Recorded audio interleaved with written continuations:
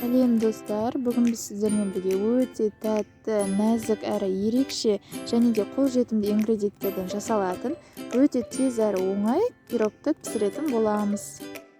Ол үшін жұмыртқаны алып 5 минут бойы миксермен көпіртеміз.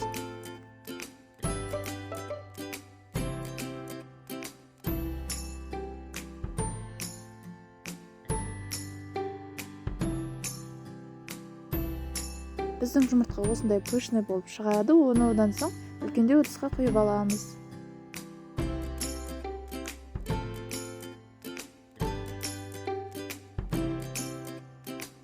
Содан соң оған қантты салып, бірнеше минут миксермен тағы да араластырамыз.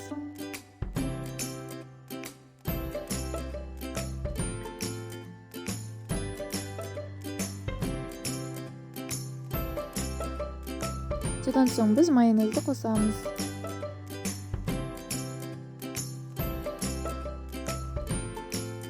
Содан соң ванилин және де разрыхлитель мен ұнды қосамыз.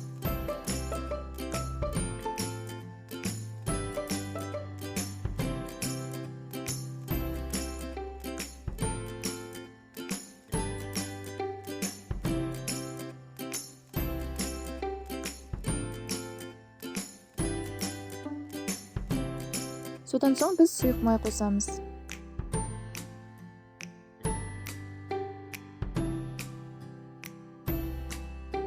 Одан соң жылы су қосамыз.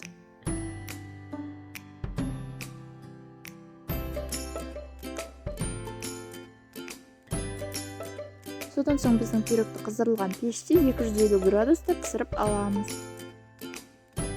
Сонымен біздің өте ерекше және де оңай жасалатын пирогымыз дайын. Егер рецепт ұнаса, каналға тіркеліп лайк баса кетіңіз. Ас болсын!